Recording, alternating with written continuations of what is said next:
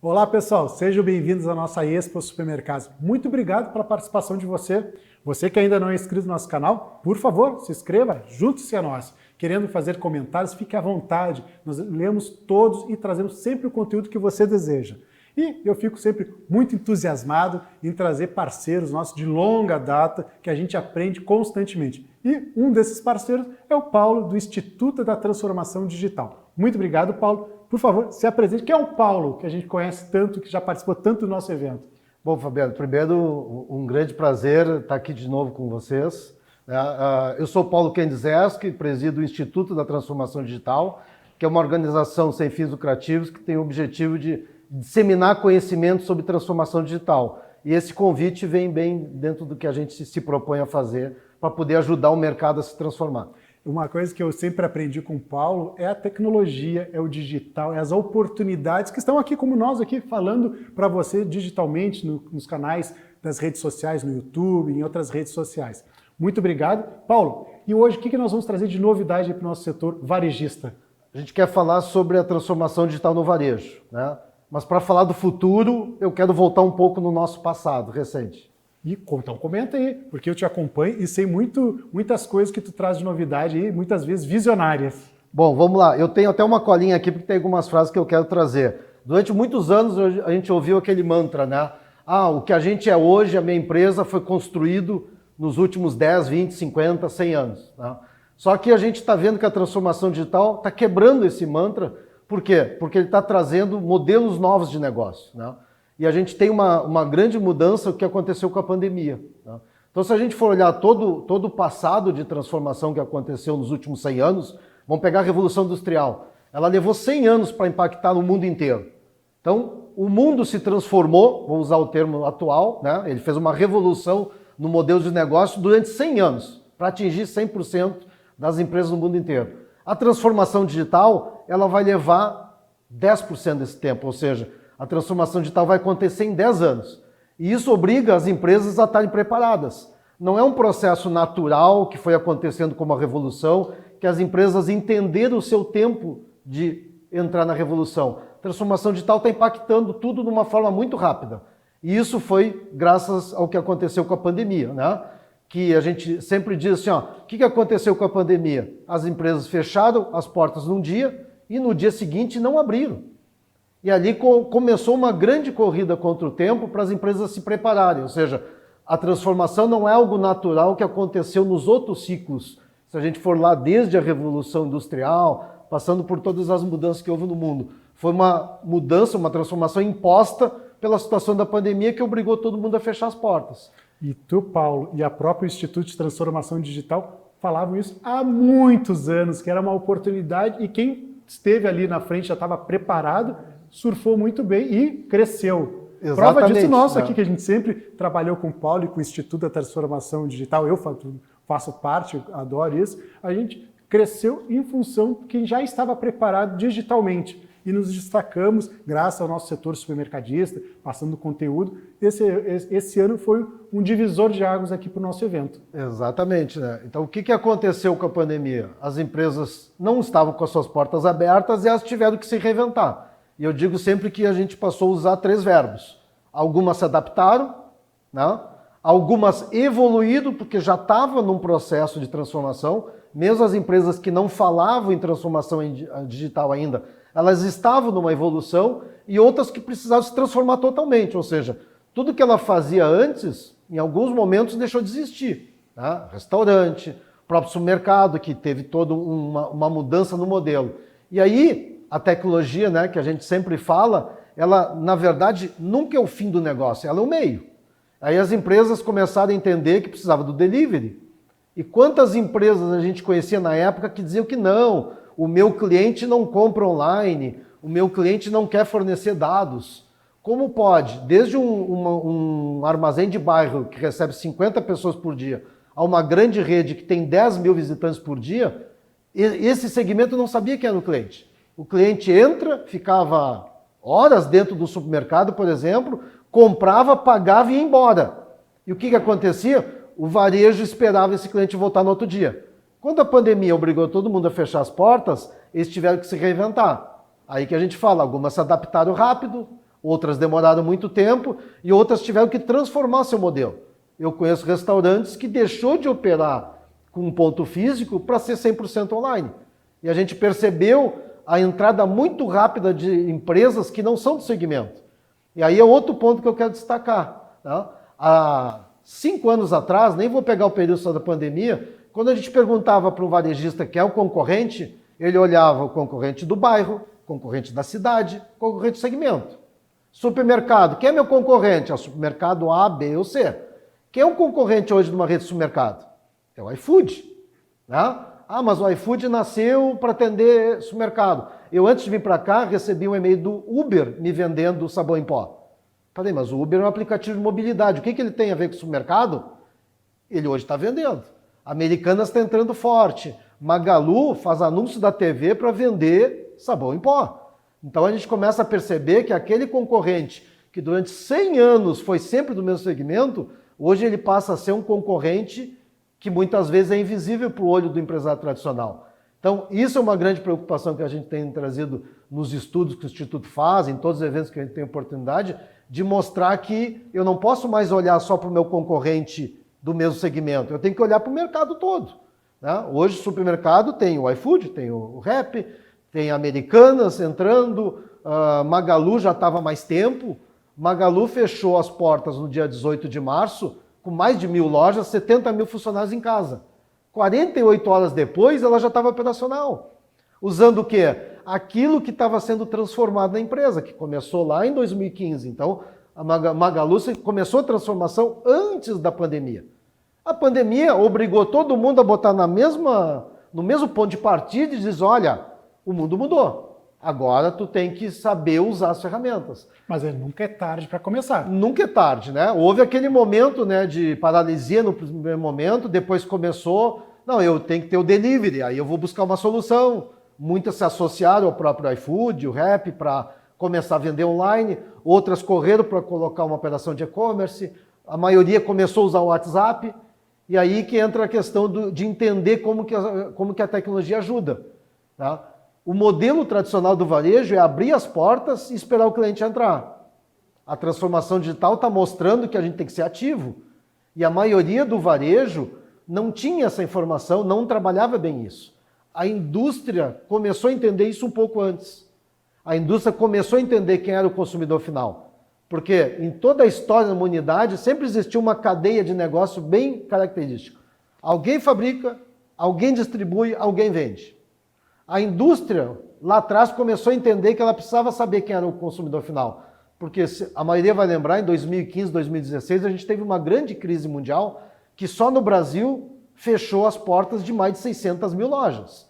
E a indústria começou a perceber, opa, essa corrente ela tem um elo fraco. Qual é o elo fraco? O varejo. E aí ela começou a entender quem era o consumidor. Então, quando veio a pandemia, a gente tem marcas de indústrias, por exemplo, que já tinham uma comunicação com o cliente muito ativa. E essas souberam explorar bastante isso. Então, eu diria que a grande lição que a transformação digital trouxe e a pandemia fez essa aceleração, que vai levar 10 anos para a gente transformar o mundo inteiro, tá? Exatamente isso. Eu preciso saber quem é meu cliente. Tá? Eu não posso mais ter o dado só de quantas pessoas entraram no supermercado. Há poucos dias saiu uma pesquisa na TV dizendo que o consumidor está ficando metade do tempo no supermercado. Isso não é o mais importante hoje. O mais importante é dizer o seguinte, como é que eu me comunico com essas pessoas? E aí tem tecnologia. Hoje tu entra no supermercado, tu já tem o Wi-Fi disponível, que tu já captura o dado do cliente, tu já tem realidade aumentada, que, né, dá uma nova experiência no ponto de venda. Então, transformação digital não é só o online, é explorar o ambiente físico, principalmente um supermercado, um armazém, um restaurante, explorar que o consumidor está dentro do seu estabelecimento, ele quer uma experiência. Tá? Eu fui ontem no restaurante e por conta da pandemia, mas eu digo o seguinte, a pandemia foi a desculpa, tá? Não tem mais cardápio impresso, é um cardápio digital. E aí eu posso estar em casa e escolher o cardápio do restaurante que eu vou, né? Com um vídeo com o preparo do prato. Isso me causa uma experiência agradável no ponto de venda. Tá? E também utilizar o QR Code. Hoje a gente entra no supermercado e tem QR Code na embalagem do produto. A indústria se antecipando. E o supermercado começou a fazer isso. Já tem empresas se preparando agora para Black Friday, explorando QR Code. Então eu entro no mercado, está lá uma faixa, QR Code, te cadastra para receber novidades da Black Friday. E aí eu vou conseguir utilizar toda essa estrutura de tecnologia para melhorar a informação que eu tenho do cliente e poder me comunicar com ele de uma forma bem ativa, né? É fabuloso, porque tudo isso converte na questão do relacionamento da indústria com o supermercadista e o supermercadista com o consumidor. Quando você estava comentando que as indústrias conseguiram se antecipar, até porque tem, digamos, equipes preparadas para isso, hoje a gente vê fabricantes tradicionais vendendo direto para o consumidor final. Então, o supermercadista acabou, que é o ponto de venda, acabou sendo mais uma opção. Então, o consumidor ele pode comprar direto da indústria. E isso, o supermercadista tem que estar atento. Outra coisa que eu aprendi, exatamente. Outra coisa que eu aprendi com o Paulo, e é muito importante vocês se darem conta, que quando você tem um aplicativo de uma outra empresa oferecendo o teu serviço, você continua sendo um hóspede, né? Mais um usuário. Como você está no Facebook, tem tantas outras pessoas participando, quando você está com o teu supermercado dentro de iFood, essas outras, você é mais um. E o iFood que decide o que vai fazer com os teus dados, se ele vai oferecer a sua marca ou outra. O que você comenta sobre isso, Paulo? É ideal entrar nesse ou também nesse e ter o teu próprio aplicativo para você dominar todos os seus dados, ter o relacionamento direto com o teu consumidor? Tu tocou num ponto muito importante, né? O varejo ele precisa entender que ele não é mais aquele ponto físico ou que ele tem uma operação online. Ele precisa entender que muitas vezes o modelo de negócio está mudando. Então ele tem que estar assim, né? Claro que existe toda uma negociação de percentual de venda do produto, mas ele também tem que estar no iFood porque ele vai atingir um público que na maioria das vezes não conhece aquela marca, aquela empresa, e pela facilidade, pelo alcance que esses aplicativos têm, eu preciso estar lá. Eu não preciso estar com todo o meu estoque, com toda a minha loja, mas eu tenho que ter produtos que eu vou poder atrair esse usuário. E esse é um ponto importante, tocou na questão da indústria. A indústria, ela se preparou. Antes ela tinha um foco muito grande de fabricação, né? 90% da empresa era focado no chão de fábrica. E hoje elas têm departamentos que estão trabalhando isso. O próprio trade marketing na indústria evoluiu muito, porque ele começou a auxiliar o ponto de venda. Então, o recado que eu dou nesse ponto, o supermercadista, toda a rede de varejo, ele precisa parar de pensar como dono do supermercado. Ele tem que pensar como uma empresa de negócio. E uma empresa de negócio vai estar no iFood, né? E daqui a pouco ele vai entender, e aí vou citar um exemplo que é fantástico, a Marco Polo, que é um fabricante de ônibus, desenvolveu um aplicativo para vender produtos da Ambev. Olha o que está acontecendo. Eu estou viajando dentro de um ônibus e eu tenho um aplicativo que eu vou comprar um produto da Ambev. A Ambev mesmo lançou um aplicativo que é uma assinatura de bebida. Então, né, tradicional no mundo inteiro, e o Brasil começou a usar muito, tem batido recorde de novos assinantes. Tem assinatura de livro, tem assinatura de vinho, que são bem tradicionais, e começou a ter assinatura de bebida. Opa, é um novo modelo de negócio. Então, o varejo ele precisa entender que ele precisa ampliar isso. E para isso, um dos pontos-chave na transformação digital que a gente fala é repensar a estrutura organizacional. Como é que funciona a minha empresa? Eu não posso mais pensar só como supermercado, eu tenho que pensar como uma empresa de negócio. E aí começa a surgir essa necessidade. Eu fiz uma enquete há poucos dias no LinkedIn perguntando onde que o e-commerce está na tua empresa, em qual setor? TI, marketing, comercial. Então, isso, e a gente percebe respostas bem diferentes, ou seja, o mercado está amadurecendo. Aí que a gente fala, algumas vão evoluir, outras tiveram que fazer uma adaptação e outras estão transformando totalmente. A maioria do varejo, principalmente supermercado, não tinha e-commerce antes da pandemia. Teve que se reinventar com aquela frase famosa, né? Trocar o pneu do carro em movimento. E aí, o que aconteceu? Onde é que eu coloco o e-commerce? Coloca aqui, coloca ali. Agora está o momento de ser profissional. Eu não posso mais agir naquele impulso do que aconteceu há 2 anos atrás. Eu preciso parar e é o seguinte, isso é o futuro. Tá? O futuro não é mais a venda online ou a venda offline. Isso só existe na cabeça do empresário tradicional. Não existe no ambiente digital, quando a gente fala de transformação digital, ou vendo presencial ou vendo online. Não, é e. Eu vendo presencial e vendo online. Eu vendo na minha plataforma de e-commerce e eu vendo num parceiro. Tá? Entender esse movimento todo que é o que está acontecendo. O marketplace no Brasil hoje é responsável por 83% do faturamento do e-commerce. Ou seja, se eu sou supermercado, tem que estar na minha projeção para 2022, né? Vamos pensar já para o próximo ano, e aí vou fazer um spoiler, né? Trazer esse assunto para discutir dentro do segmento. Marketplace é o caminho que o supermercado tem que tomar. Não é a única opção, é mais uma modalidade, porque se 83% do que é vendido hoje no Brasil online é em marketplace, eu tenho que estar lá. Eu tenho que negociar a margem, eu tenho que ver que produto que eu coloco, porque eu vou atrair um outro público.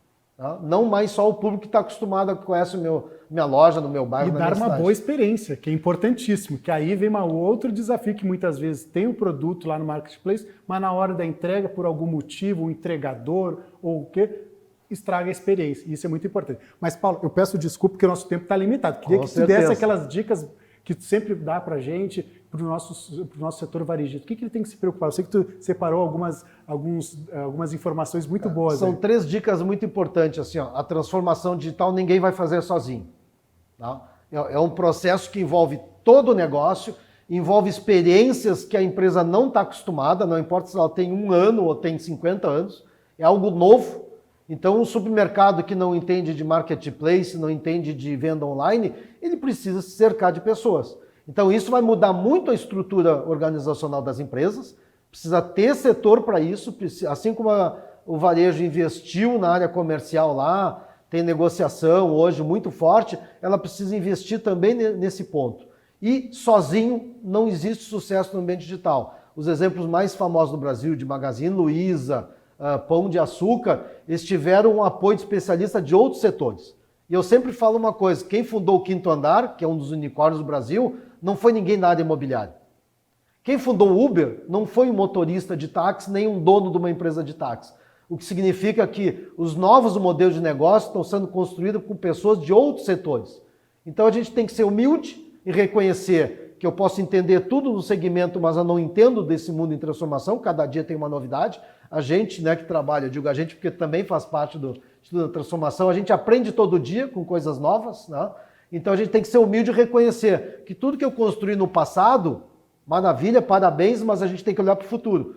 E o futuro não vai ser igual ao nosso passado. Acho que esse é o recado que a gente tem que deixar para todas as pessoas que estão nos assistindo. E, inclusive, aproveitar e convidar o pessoal a conhecer o ITD, Instituto da Transformação Digital. Vai estar aqui na descrição para as pessoas poderem se conectar e conhecer e terem muitas informações. Paulo, novamente, muito obrigado. A gente fica muito feliz que você possa sempre contribuir com o nosso setor varejista, supermercadista, como você bem falou, cheio de oportunidades e que tem que aproveitar.